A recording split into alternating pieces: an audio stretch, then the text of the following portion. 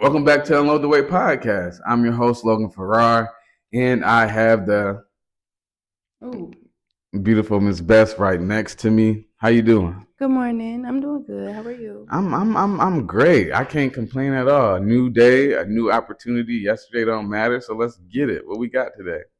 Okay. So today I want to talk about emotional intelligence because I feel like as adults sometimes it's difficult for us to express our emotions. Mm-hmm. So, I just wanted to talk about emotional intelligence and adulting.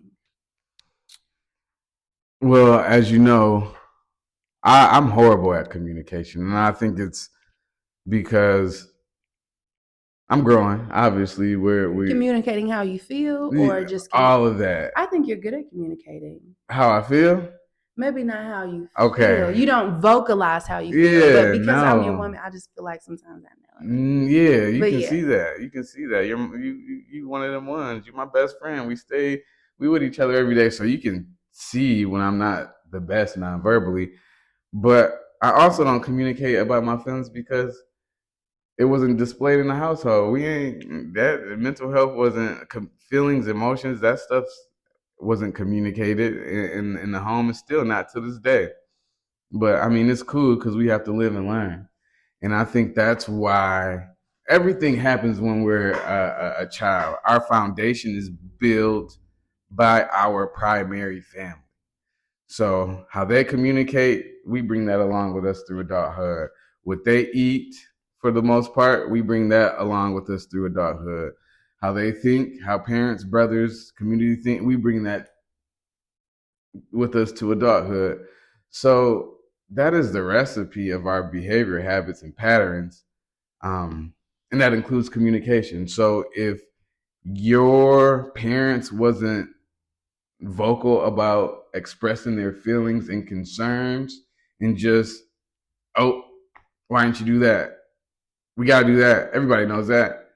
Then that's just that's just the way you operate. When I think about the way that I grew up and like the way you grew up in a predominantly male household. Mm-hmm. I grew up in a predominantly female Oh, that's a household. good one. Do you think that that had some influence on the way that we express our emotions? Because I'm very expressive. Mm-hmm. Expressive. I'm gonna let you know how I feel. Mm-hmm. But do you think that that had influence? It does. Nah, mom's not. She don't express her emotions. I don't think that was displayed when she was growing up either. Even though she was the only woman in the house, so I think it really would have went either way. Who had the most influence over you, though? Growing up, Mm-hmm. I would say my brother, mom, and dad. I think Who since had the most? me and my brother were closer in age, and he was my big brother, 2 years older than me. Obviously, I wanted to do what he did. I wanted to. He's pretty funny. He's a pretty cool dude. So most definitely, me and him spent the most time together. Obviously, our parents instilled these awesome habits in us, hardworking and just perseverance and all that other good stuff. But nah, communication and expressing feelings, well, it wasn't one of them at Mm-hmm. all. Yeah.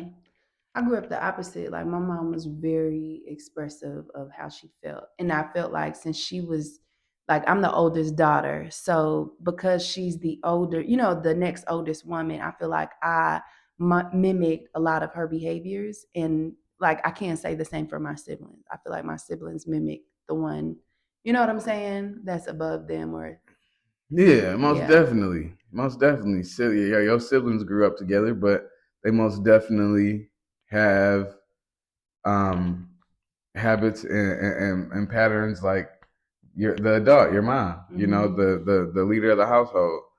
So that's just I feel like that's a very common thing, you know, especially if y'all close in age. Now, if I were to say, well, no, well, because your younger sisters, your twin sisters in high school, they kind of have similar patterns of you too. So Mhm. it's just all about family dynamic. And again, if something's not displayed in your family member, primary, meaning mom, dad, brother, sister, whoever live in that household, even if you grew up with your cousins, living with your cousins, granny, any of that, you're going to display how they even talk, how they even laugh, how they just all that stuff pours into you, and from childhood it bleeds into adulthood, and then that's when you have to unlearn and learn again. I was just going to ask you, what responsibility do we have as an adults to unlearn that and relearn better behaviors? Knowing that you have to be your own parent. You have to be your own parent first and foremost, because ain't nobody gonna save you in this world out here.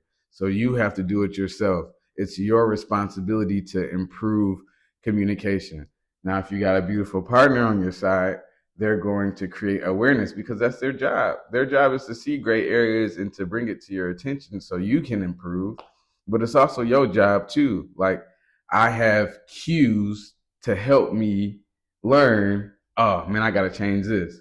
Like, it's like a demon. It's like, no, for real, like a like I a, rebuke that in the name of Jesus. but when I get mad or angry or agitated at something that I didn't do,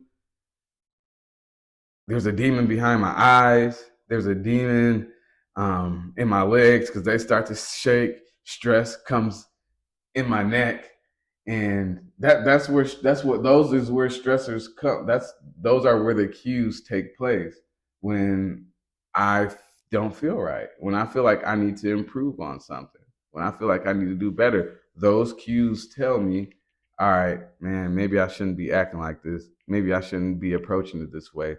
Let me do some of my stress management techniques, digest, refocus, and you know, go to change behavior. But it's the cues.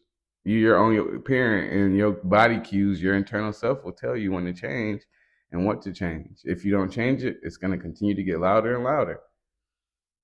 Okay, so reflecting back on what you said when we initially started the conversation, you said, I'm a horrible communicator. Mm-hmm. In essence, you're not a horrible communicator because you literally just debunked what you said to begin with. You were a horrible communicator, but now you have more intelligence in terms of your emotions to be able to express them. Yeah. That's what I see. No, well, now you got to unlearn things in adulthood, but that's still a work in progress for sure. I mean, now I'm a clinically licensed therapist, so there's no way that I cannot not communicate my feelings, emotions, how I feel, what I see.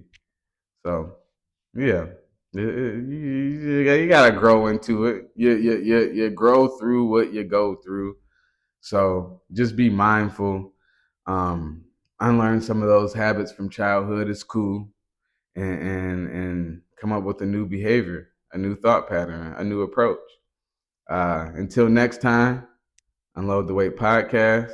We'll see y'all soon. Hey, hit that like and subscribe button.